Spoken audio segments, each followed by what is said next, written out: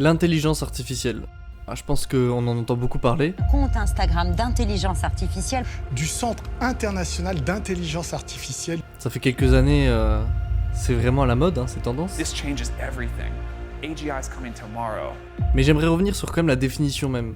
L'intelligence artificielle est un domaine de l'informatique qui vise à créer des systèmes capables de réaliser des tâches normalement requérant l'intelligence humaine, comme la compréhension du langage naturel, la reconnaissance visuelle, l'apprentissage et la résolution de problèmes. Et aujourd'hui, je suis ici pour vous présenter la création de mon intelligence artificielle. Now it seems we're at the dawn of a new age. The age of AI. Artificial intelligence. Ok, ça filme. Construction de Lumen, premier plan. Bienvenue dans ce petit tableau de bord. Premier jour justement de cette réflexion sur ce projet, premier jour de la construction de ce projet. Le projet s'appelle Lumen. Mon but c'est réellement d'avoir une application, d'avoir un assistant réel avec moi qui pourra m'aider dans différentes tâches, qui pourra m'aider dans n'importe quel projet, qui pourra m'accompagner partout. Je pars vraiment du principe que la créativité d'un humain mélangée aux compétences intellectuelles entre guillemets d'une intelligence artificielle, d'un modèle, leur capacité à nous redonner de l'information, etc. C'est vraiment pas à négliger. Je pense que ça, aux mains des humains, donc comme nous, je pense que ça peut être vraiment des bons compagnons de route, des bons assistants qui vont pas potentiellement tous nous remplacer, mais qui vont vraiment nous assister sur beaucoup de tâches. Et je pense qu'un assistant qui va être avec moi partout et pour faire tout ce que je veux, que ce soit mes projets personnels, les projets personnels d'autres personnes, etc. Je pense que ça serait un grand plus d'avoir justement cet assistant virtuel à mes côtés et de pouvoir utiliser ma créativité, mes ambitions, mes envies et les combiner avec ses performances et à s'allier entre guillemets, à rallier les deux pour justement pouvoir créer d'énormes choses, des choses qui pourraient pas être possibles ou du moins qui prendraient 10 ans à créer tout seul, alors que là avec cet assistant je pourrais les créer en 5 ans, peut-être moins en 2 ans, peut-être en quelques mois, enfin voilà. C'est un très bon objectif et de toute façon j'abandonne jamais. Si je vais y aller à fond, je vais pas abandonner, ça c'est sûr. Au travail Allez c'est parti, on y va.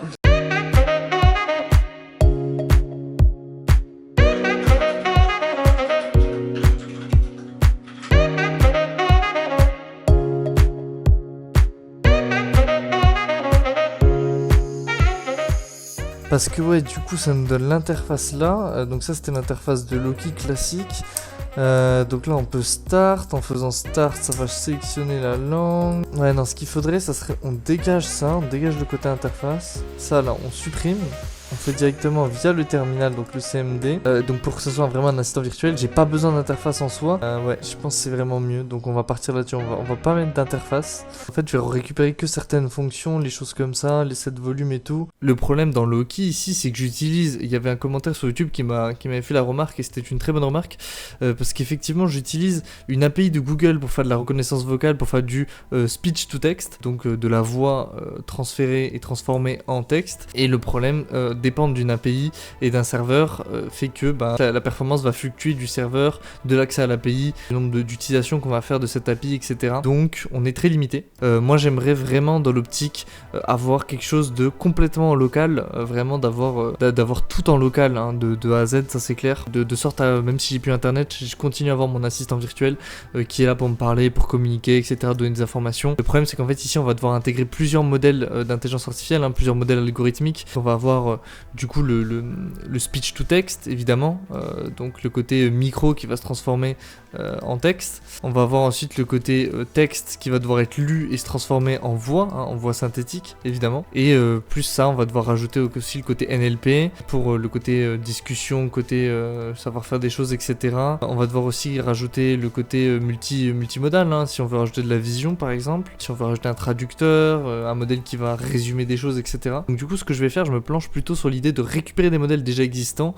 déjà entraînés, etc., faire à la limite du transfer learning et récupérer ces modèles et les intégrer en mon application et les adapter à mes données, à mes besoins tout simplement. Sauf que du coup je vais devoir faire des passerelles entre les modèles, donc des passerelles entre du speech to text, du text to speech évidemment, donc voilà. Partir aussi sur l'idée après de lancer avec le speech to text, de lancer avec le texte dans les modèles. Donc là aussi il y a beaucoup d'intégration de modèles. En fait je vais devoir faire beaucoup de travail sur les passerelles des modèles, on va devoir faire des petites manips, des petites configs nous-mêmes. Access granted. Ok, donc dans l'idée de faire vraiment quelque chose en local, le premier point que je voulais aborder ici, c'était vraiment l'importance d'avoir un modèle speech-to-text en local.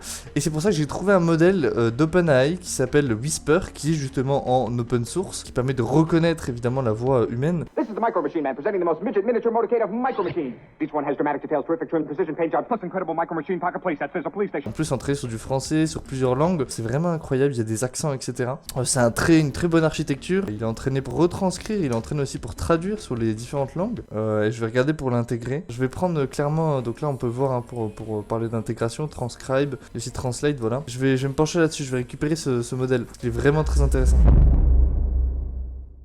Alors, il y a un gros problème, c'est qu'il fonctionne, il traduit et il retranscrit que à partir de fichiers audio. Il le fait pas en stream. Donc ça m'embête beaucoup parce que moi j'aimerais parler en temps réel et qu'il me le retranscrive. Premier problème pour l'intégration, pour l'instant je l'ai intégré pour lui mettre des fichiers, mais c'est pas ce qu'on veut. Nous on veut parler, que ça retranscrive ce qu'on dit de façon streaming quoi. Après une petite heure de réflexion à chercher une solution à ce problème, j'ai trouvé. Ok, alors j'ai une solution à tout ça. Là, je reprends espoir. Parce que c'est vraiment, j'étais dégoûté que le modèle il fonctionnait pas. Ok, donc la solution en fait, ça serait on va mettre le micro ici, donc notre micro. On va mettre un T, donc on va mettre la variable T, ça sera notre threshold, donc notre seuil de décibels. Ce seuil, par exemple, on dit bon, bah si pendant 3 secondes, notre voix, donc la variable V, est inférieure justement en termes de décibels à notre threshold, par exemple je sais pas moins 10 dB hein, après ça à régler selon les situations, mais moins 10 dB, donc ça veut dire qu'il y a un silence. Donc si ça c'est inférieur, hop, donc ça va arrêter l'enregistrement, tac, ça stoppe l'écoute du micro. Vu que ça stoppe l'écoute du micro, ça save tout ce qui a été dit précédemment, donc tout ce qui a été dit ici en fait dans cette partie-là, ça le save dans un fichier MP3, pas MP3 ou WAV, enfin on verra ça, pour l'optimisation de la compression on verra plus tard. Ça sauvegarde dans un fichier MP3, ce fichier MP3 on va le récupérer, l'injecter dans le modèle, qui va ensuite nous retranscrire. Dès qu'il a fini de transcrire ou de traduire, hein, donc soit traduire, soit transcrire, ça va directement revenir à l'étape ici avec le micro, donc hop, voilà.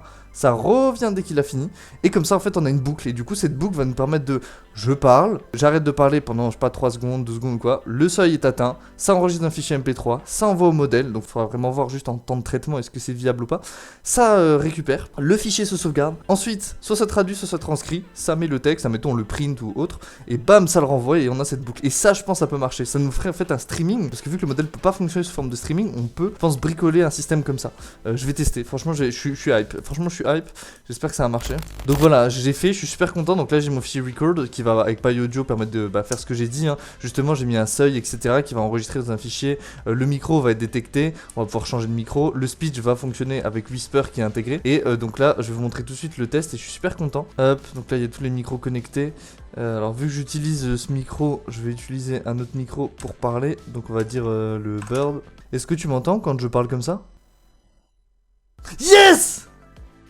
Wouhou! Là, je parle et tu m'entends. And if I speak in English, can you listen to me? If hola, ¿qué tal? Hablo un poquito español, si. Ah ouais, il prend même la ponctuation et tout de. Oh, trop bien. Ok, ben c'est nickel. Wouh! Yes! Un problème de régler. Ok, donc là maintenant on a notre speech to text, donc notre voix qui va se transformer en texte. Donc là maintenant il nous reste à avoir notre text to speech, donc notre voix synthétique audio. Et j'aimerais vraiment beaucoup avoir plusieurs voix, pouvoir potentiellement cloner des voix. Pour avoir plusieurs voix, j'avais déjà fait un système justement avec Loki qui permettait de récupérer la voix de l'OS, donc en utilisant une bibliothèque qui s'appelle PyTTSX3 et qui permettait justement de récupérer la voix du narrateur de Windows, de télécharger plusieurs voix du narrateur, déjà sous l'OS Windows, déjà entraîné, et de récupérer en fait ces voix synthétiques et de les faire lire nos textes après. Il y a des gens qui m'en ont déjà parlé, ils m'ont toujours dit ça serait bien de pouvoir cloner n'importe quelle voix pour qu'ils puissent être voilà, parlé en tant qu'assistant, etc. Et c'est pour ça que j'ai trouvé un super modèle XTTS V2, ça permet de cloner des voix. Et ce qui est super puissant avec ce modèle, qui est en plus en open source, il fonctionne sur n'importe quelle langue. Donc vous pouvez mettre une voix synthétique anglaise, vous pouvez parler français avec. Il peut gérer n'importe quelle langue, etc. Ça clone surtout l'accent audio en fait, et c'est super puissant. C'est clairement lui que je vais utiliser. Et donc après avoir codé pendant plusieurs heures le système, voici l'intégration finale dans Lumen. Voix clonée sélectionnée. Salut. Bonjour messieurs, comment allez-vous? Bonjour monsieur. Stop notre discussion. Bien monsieur, à bientôt. Après avoir programmé quasiment toute une journée, j'ai créé la structure justement pour pouvoir interagir. Donc j'ai commencé par intégrer le modèle speech to text, j'ai intégré les voix, pour pouvoir choisir les différents micros qu'on va utiliser, les différentes voix, etc. J'ai intégré les commandes. Alors ça c'était relativement facile parce que j'avais juste à m'appuyer sur le code que j'avais déjà créé pour Loki. J'ai évidemment amélioré le code, j'ai amélioré les commandes de recherche sur YouTube, de recherche sur Google, sur Wikipédia, d'ouvrir différentes pages que je souhaite, des commandes qui permettent de donner l'adresse IP, des commandes qui permettent de regarder le statut de l'ordinateur, de regarder les proxys qui sont connectés. Enfin bref, vraiment j'ai essayé de construire beaucoup de commandes que je vais pouvoir exécuter à l'oral, puisque maintenant on a notre speech to text. J'ai juste à parler, à récupérer ce côté texte. Alors il faut faire très attention évidemment parce que on a toujours ce problème de ponctuation, donc j'ai essayé de virer le plus possible les ponctuations, les points, les virgules, etc. De tout mettre en lowercase, donc de tout mettre en minuscule, pour pas que voilà, si je dis salut et que le texte le retranscrit en minuscule alors que lui dans les commandes il attend la majuscule, bah ça passe pas, etc. Donc essayer d'universaliser un peu cette retranscription qui permet d'exécuter vraiment beaucoup de commandes. Bon. Petit bilan, aujourd'hui j'ai beaucoup fait, que ce soit l'intégration du modèle en local, que ce soit la création et l'intégration de modèles synthétiques, donc de clonage synthétique, ou de voix du narrateur, de récupération sur l'OS, etc. J'ai pris pas mal de code de Loki, que ce soit pour les commandes ou pour ça, bah, sauf pour la partie du coup Whisper, hein, avec le fonctionnement d'OpenAI, donc sauf pour la partie speech to text. J'ai pas mal intégré, réintégré des choses, amélioré des choses, et surtout là la chose que je pense je vais me concentrer demain en tout cas, ça va être vraiment axé sur l'optimisation. Je pense du code. Là j'ai vraiment pas mal fait. Je pense que ouais, parce que Loki en fait, donc le code que j'ai partagé en open source d'un petit assistant de façon classique quoi, le code il est très mal optimisé, j'en suis conscient. Il n'y a pas de classe, il n'y a pas de fonction universalisée qui est récupérée dans plusieurs parties du code, il y a beaucoup de code redondant, etc. Donc là je vais essayer de me focaliser sur l'optimisation de ce code pour Lumen, hein, pour avoir un code très, très logique, très optimisé. En fait l'idée, je pense, je vais l'axer sur la création de classes. Je vais faire beaucoup de classes avec dedans intégrer des méthodes donc de ces classes. Comme ça je vais pouvoir les appeler, donc par exemple pour reconnaître la voix, pour utiliser des voix synthétiques, etc. Donc faire des fichiers déjà assez universels que je vais pouvoir réutiliser dans plusieurs parties de mon code, pour mes LLM, pour plein d'autres choses. Si vous n'êtes pas du tout dans le milieu, voyez ça un peu comme un moule. Vous prenez votre moule, vous mettez votre pâte dedans, vous créez, je sais pas, par exemple des beignets sous forme d'étoiles, et ben pour créer d'autres beignets sous forme d'étoiles, vous allez réutiliser ce moule, le même moule. Vous n'allez pas reconstruire un moule évidemment. Donc c'est la même chose, faire des classes qui permettent de reconnaître la voix, synthétiser la voix, faire du speech to text, du text to speech, etc. de façon globale que je vais pouvoir réimplémenter. Et ça me permettra aussi évidemment de, si je change le fichier initial, hein, si je change donc le moule, on va dire, hein, vous voyez ça comme ça, j'aime bien cette analogie, ça se trouve elle est nulle mais j'aime bien. Si vous changez donc la forme du moule, et ben tous les autres beignets que vous allez passer par ce moule vont être modifiés aussi, hein. Donc en fait c'est la même façon. Ça me permet que si je change le moule, et ben tous les autres beignets que je vais passer dans ce moule vont être aussi automatiquement changés, et ça me permet d'éviter justement de changer un à un chaque partie du code. C'est aussi l'idée de l'optimisation et de l'universalisation des classes. Je vais me concentrer vraiment principalement là-dessus demain. En tout cas une bonne nuit de sommeil d'abord et on verra ça demain, ça c'est clair.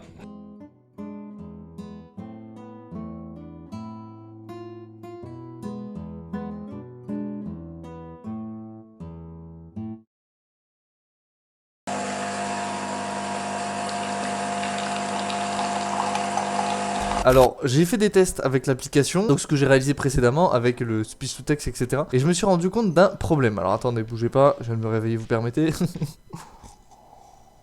Donc en fait, je vous explique le problème. Dans mon CMD, ici, donc là, CMD, voilà. Donc dans mon terminal, dans mon shell, hein. Quand je parle, pour déclencher donc le threshold, vous vous souvenez de la variable T, hein, la variable threshold, je vous en ai parlé précédemment avec le micro, etc. Quand j'ai construit ça. Quand je parle, ce threshold, une fois qu'il est atteint, il va, comme je vous avais présenté, il va enclencher l'écoute et le sauvegarde dans un fichier audio. Enfin bon là je mets MP3, mais en vrai, moi j'ai utilisé comme je vous ai dit, le WAV, hein, ici, voilà, donc même pas MP3, WAV. Donc ça m'enregistre mon audio là-dedans, dans ce fichier, d'accord ? Le problème que je me suis rendu compte, c'est que si par exemple je dis salut ça va, donc je vais vous le mettre ici, admettons là tout de suite je dis au modèle salut ça va, voilà, comme ça. Et bien en fait ce salut ça va, le salut là que vous voyez ici, en fait il va servir de déclencheur pour dire bah écoutez le threshold il a été à un certain seuil, donc je m'enclenche. Vu que là je parle, je dis salut, en disant salut, j'augmente les décibels, donc le threshold, donc il s'enclenche, il va commencer à écrire. Donc il écrit, et sauf que lui, vu que le salut sert de déclencheur, il va juste prendre le ça va en fait. Il va récupérer juste ça va, il va pas récupérer mon salut. Donc ce qu'il faut, c'est entre guillemets un déclencheur, il faut écouter avant. Pour récupérer le premier mot, parce que ce qu'il fait en fait là tout simplement, c'est qu'à chaque fois que je parle, mes premiers mots, si je dis bonjour, salut, yo, hello, bah ce premier mot va déclencher, donc le temps qui s'enclenche, qui commence à marquer en fait dans le fichier, et ben ce temps là fait qu'il prend que les mots suivants. Donc si je veux dire bonjour, je dis bonjour, bonjour, et là il va prendre mon deuxième bonjour, ce qui est très chiant. Donc j'ai une idée que je vais prendre tout de suite, c'est l'idée du buffer. Un buffer, c'est, vous voyez ça comme, c'est une mémoire tampon, donc c'est une mémoire temporaire qui va permettre de s'exécuter et de supprimer, vu que c'est temporaire, hein, ça peut être supprimé, ça va pas rester. Donc en fait ce que je vais faire, je vais utiliser un buffer, donc bon là je vous ai pris un schéma, mais on s'en fout, hein, disque dur, c'est pas ce qui nous intéresse, ni réseau, voilà. En gros, ce qu'on va faire, c'est très simple, on va mettre, donc là je reprends mon schéma ici, on va mettre un buffer. Alors ne partez pas, laissez-moi vous expliquer calmement, facilement. En gros, on va mettre un buffer qui va faire, donc là B1 pour buffer. Le buffer tout le temps, continuellement, il va enregistrer 2 secondes. Donc là 2 secondes, voilà. Qu'il y ait de l'audio ou pas, qu'il y ait le seuil atteint ou pas, lui tous les 2 secondes, ce qu'il fait, il enregistre la piste audio. Donc là vous voyez, hop, il enregistre. Donc il y a du silence, bah il enregistre 2 secondes de silence. Vous êtes d'accord avec moi? Et ce qu'on va faire ensuite, on va récupérer, donc ici, donc par exemple pour le salut ça va, on va récupérer ça, donc nos textes, en fait ce qu'on dit, hein, et ce qui va allumer, et en fait on va le mettre ici. Donc en gros, ce que ça va faire, on va le concaténer avec notre buffer, hein. Donc là il y aura notre salut ça va, hop, et ça va passer du coup directement ensuite dans notre modèle, hein, évidemment, donc dans W, qui va récupérer donc le fichier audio, le fameux fichier là. Donc en gros, on va concaténer les deux. Donc si le threshold il a été atteint, tout simplement, donc si le seuil a été atteint, il va s'allumer, va s'activer, vous êtes d'accord avec moi. Sauf que c'est le salut qui va déclencher, donc du coup le salut il va disparaître entre guillemets, il y aura que le ça va qui va être pris ici. Sauf que vu qu'on concatène avec les 2 secondes d'avant, de façon en mémoire tampon, ça va automatiquement récupérer le salut, et donc ça va concaténer le salut avec le ça va, et ça va le passer au modèle. Et j'ai testé ça, et je peux vous dire que c'est purement fonctionnel. Je suis désolé si j'arrive pas à l'expliquer clairement, en tout cas j'ai codé ça, je l'ai testé sur différentes manières, ça fait actuellement plus d'1 heure que je travaille dessus, ça fonctionne, je suis super content, ça me permet à chaque fois de récupérer, donc juste si je dis hello, yo, hey man, bah ça me récupère directement les premières phrases au début, et ça c'est un truc qu'on pense pas de prime abord, mais c'est essentiel, et franchement je vous jure, ça change vraiment la vie, c'est incroyable, je suis trop content. Donc voilà, bon, petite explication d'intégration du buffer. Donc maintenant j'ai réfléchi et je vais intégrer les modèles Ollama, donc comme ça on peut run un serveur Ollama à côté, et c'est là qu'on va interagir avec différents NLP. Ce qui est bien, c'est qu'Ollama il propose énormément de LLM génératifs. Ce qui est sympa aussi avec Ollama, c'est qu'il donne beaucoup de modèles, dont des modèles multimodales, et surtout c'est plutôt simple à les implémenter, et donc moi je vais pouvoir les modifier, les pré-prompts, changer leur système, leur contexte, etc. Donc c'est plutôt cool. En fait je vais utiliser vraiment différents modèles selon ce que j'ai besoin, et après je pourrais les activer à l'oral en disant bah voilà, j'ai envie de coder, donc je passe sous l'égide du modèle du code. Ensuite je lui dis bon non, j'ai envie de parler, envie de discuter, je passe sous par exemple Mistral, etc. Donc je vais pouvoir jouer avec ça, et donc je vais pouvoir passer de un à l'autre au niveau des modèles. Ici je vais vous montrer justement un exemple, donc j'ai réussi à coder toute l'architecture, donc je vais vous montrer un exemple ici. Mode code activé. Modification de code.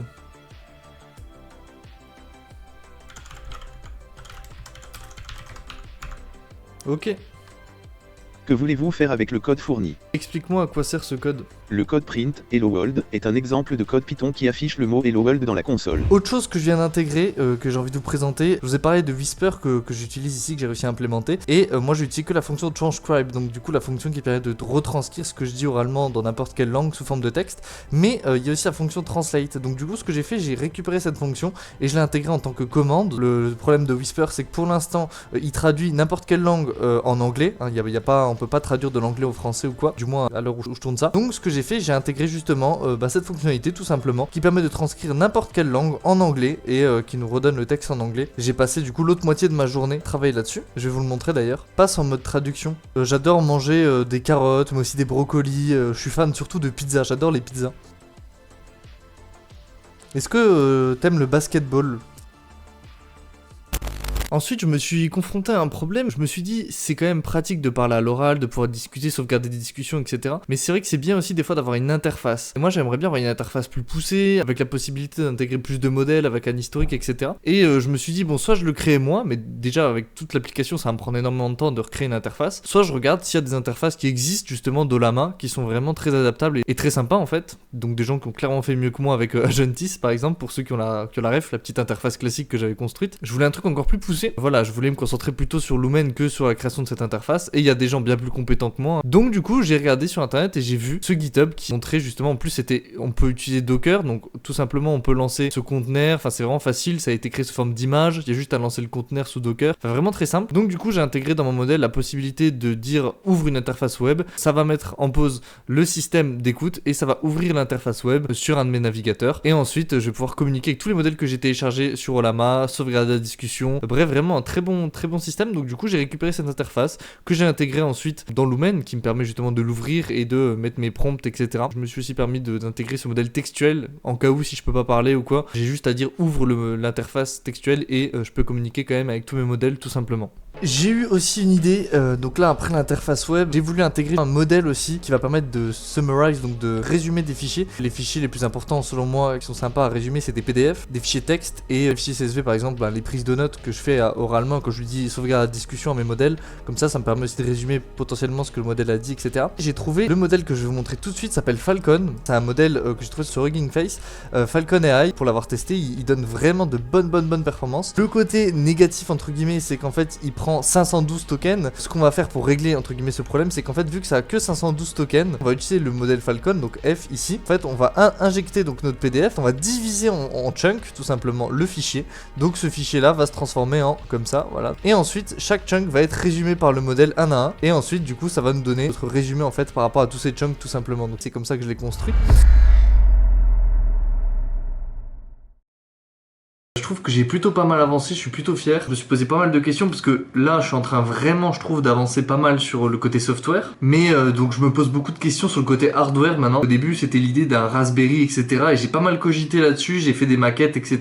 Pour réfléchir dessus. Et en fait il m'est venu une idée tout simple. Qu'est-ce qui existe comme technologie qui est assez petit, qui est léger, facile à transporter, qui dispose d'une carte graphique puissante, miniaturisée, qui a de la RAM, qui a un module Bluetooth, qui a un module Wi-Fi, qui a du stockage, qui a un OS, qui a une batterie. Je fais pas un dessin, mais ce bijou, ce bijou de technologie, voilà. C'est cette technologie qui est incroyable, évidemment. C'est assez fin, c'est assez léger, comme vous pouvez le voir, et c'est plutôt relativement fin et transportable. Évidemment, je parle pas de ce PC là. Ce PC là, c'est un PC portable spécial bureautique. Il y a pas de carte graphique, il y a pas d'RTX, parce que notamment les RTX, c'est les cartes graphiques qu'on va devoir utiliser pour faire fonctionner des modèles de langage, pour faire fonctionner tous nos modèles, enfin tout notre algorithme, tout Lumen, on va clairement faire fonctionner sur GPU d'RTX. Pourquoi? Parce que c'est les plus puissantes, évidemment. Mais en tout cas, voilà, j'ai eu cette idée. Je pense que côté hardware, je vais me pencher sur un ordinateur portable qui me permettra d'intégrer ce logiciel et qui me permettra de transporter où je veux, en fait, tout simplement Lumen. Et donc sous batterie, vu que maintenant j'ai tout intégré en local, la reconnaissance vocale, les modèles, etc. Tout est en local. Ça me permet évidemment de le transporter où je veux. Je vais voir comment ça se passe, comment je pourrais l'intégrer, mais au moins voilà, je pourrais avoir un modèle purement fonctionnel, un peu plus gros qu'un Raspberry, c'est vrai,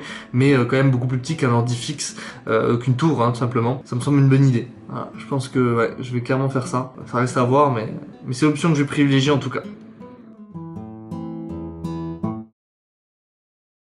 Le problème qui est apparu et que je me suis aperçu, c'est qu'en fait les LLM, quand je vais leur parler, par exemple je vais leur dire explique-moi la mécanique quantique, selon la langue à laquelle je vais lui parler, ça arrive parfois, par exemple si je lui dis comment fonctionne la thermodynamique, ça arrive parfois qu'il me réponde en anglais ou en espagnol, ou il m'a déjà même répondu en allemand, parce que je lui pose une question en français, mais il va pas prendre en compte la langue en français, parce que je lui donne pas d'instruction en fait, je lui dis pas réponds-moi absolument en français, réponds-moi que en anglais, que en allemand, que en espagnol, bref, je lui indique pas précisément la chose. Donc en fait ce que je vais faire, si c'est du français, alors en pré-prompt, tu vas injecter dans le modèle, comme ça j'ai pas besoin à chaque fois de le dire moi.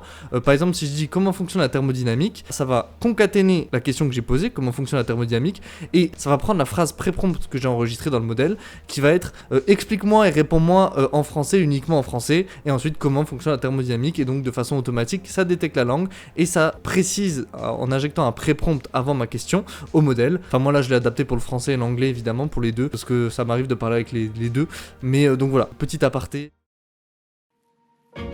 Il est temps de vous montrer Lumen, l'application. Ça fait pas mal de temps du coup que je suis dessus. Vous avez pu suivre voilà tout le déroulé. Donc je suis très fier voilà de vous présenter en tout cas là où j'en suis. Je pense honnêtement que je pourrais même pas tout vous démontrer, tout vous présenter parce que vraiment elle est assez complexe. Il y a beaucoup de choses. De toute façon vous avez suivi tout au long de la vidéo notamment. Je pense que vous avez vu il y a beaucoup de choses qu'ils ont intégrées. Et encore il y a des choses dont j'ai même pas parlé dans la vidéo sinon ça allait vraiment durer 3 heures. Donc des choses aussi que j'ai intégrées mais que j'ai pas forcément parlé. Mais je vais essayer de voilà vous faire un ensemble, un petit tour de ce que j'ai réalisé et comment je peux m'en servir. C'est parti, je vous vous montre tout ça.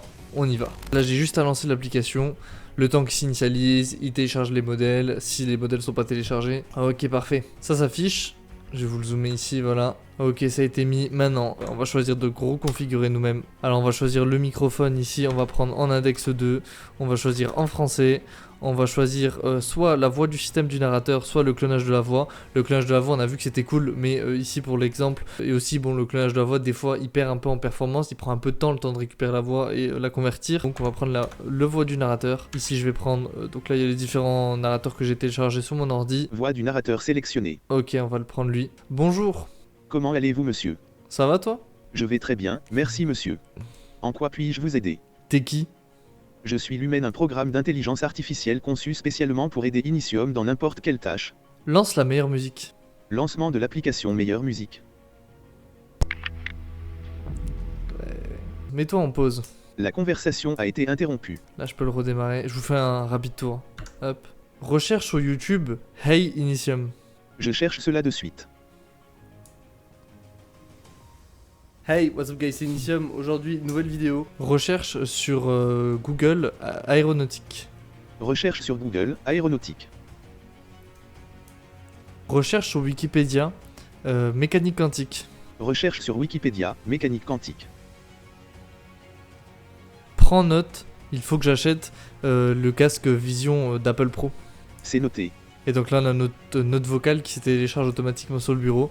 Il faut que j'achète le casque Vision d'Apple Pro, voilà, qui s'affiche directement sous forme de notes ici. Et si on veut reprendre des notes, ça va à chaque fois sauter à la ligne et mettre d'autres textes qu'on a pris des notes. Donc voilà, petit truc plutôt sympa. Calcul 3 plus 4. Cela fait 7. Calcul 3 plus 5 moins 2 plus 2000. Cela fait 2006. J'aimerais bien parler, donc passe en mode discussion. Mode discussion activé. Explique-moi en une phrase et ce qu'est la thermodynamique et comment elle fonctionne. En une phrase, la thermodynamique est le cadre macrogéométrique qui décrit les lois de conservation des quantités énergétiques dans un système physique, fonctionnant principalement par le transfert d'énergie et de chaleur entre ses parties. Explique-moi de façon simple et très courte les principes de la thermodynamique. Les principes de la thermodynamique décrivent les lois qui régissent l'échange d'énergie entre un système et son environnement. Il existe 4 principes clés. 1. Premier principe, loi de la conservation de l'énergie. L'énergie totale d'un système fermé est constante. Passe en mode code. Mode code activé. Code-moi une page HTML très simple. Certainement, voici un exemple de page HTML simple. Doctype HTML. HTML. Aide. Passe en mode cybersécurité. Mode cybersécurité activé. Explique-moi comment je pourrais faire pour créer une backdoor en Python. Backdoor création en Python. Introduction. Une backdoor est un logiciel malveillant qui permet à un pirate informatique de gagner un accès non autorisé à un système informatique. Dans ce tutoriel, nous allons voir comment créer une backdoor en Python qui peut être utilisée pour accéder à distance à un serveur. Résume-moi ce fichier. Entrez le fichier que vous souhaitez résumer.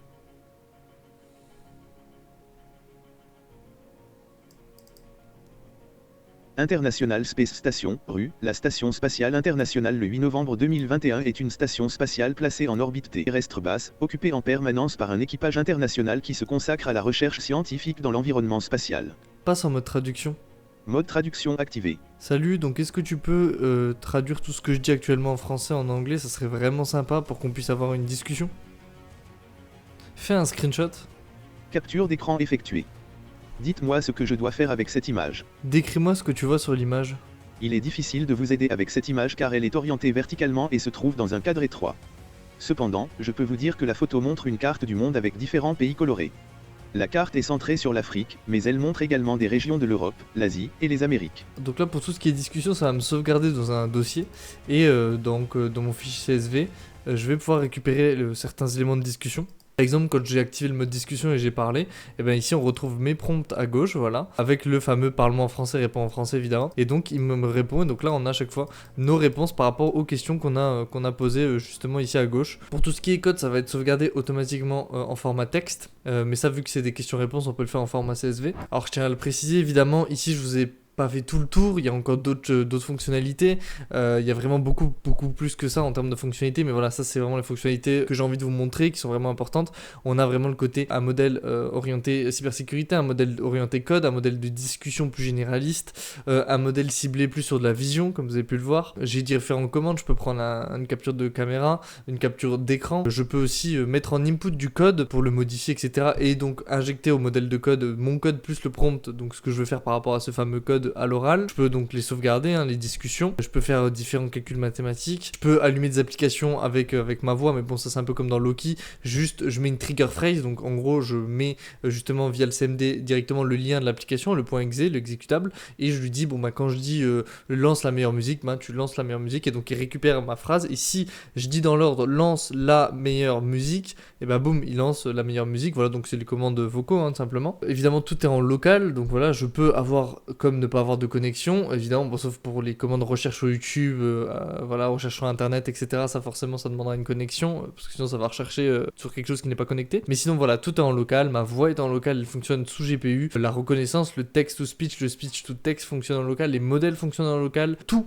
est absolument en local, 100% en local. Et donc comme vous avez vu, bah voilà, il y a une certaine rapidité, je dépends pas d'une API, je dois pas payer d'API, etc. Je dépends pas de ces fameuses API, donc s'ils crashent ou si j'utilise trop, bah forcément on perd des performances, là pas du tout. Donc voilà, il y a beaucoup encore de commandes, je peux lancer un chronomètre aussi si je souhaite, et je compte évidemment encore continuer à l'améliorer, à l'intégrer, etc. C'est quelque chose que je pense je vais évoluer, je vais encore l'adapter, il y a des choses que je vais l'adapter plus à moi évidemment parce que je l'ai créé pour moi, que ce soit pour le côté code, le côté réponse et tout, elle est beaucoup prompte, ma sauce pour moi. C'est pour ça que je vais continuer à l'améliorer, améliorer le programme évidemment, et puis essayer de la calquer le plus possible sur mes besoins, sur ce que je veux faire, pour qu'elle corresponde vraiment à mes attentes. J'appelle ça intelligence artificielle parce que du coup mon application qui récupère comme un peu une pieuvre, qui récupère plein d'algorithmes à gauche à droite, peut officiellement voir, lire, parler, écouter. Voilà, on a quand même écrire du texte, enfin voilà, on a quand même un grand panel, c'est vraiment, ça représente je trouve une intelligence artificielle réellement, donc faut pas le voir évidemment comme un robot, ou, voilà, un truc comme ça, mais en tout cas voilà, c'est mon assistant que je continue à faire évoluer, que ce soit pour résumer des textes, pour me tenir compagnie. Je suis très content d'en être arrivé là,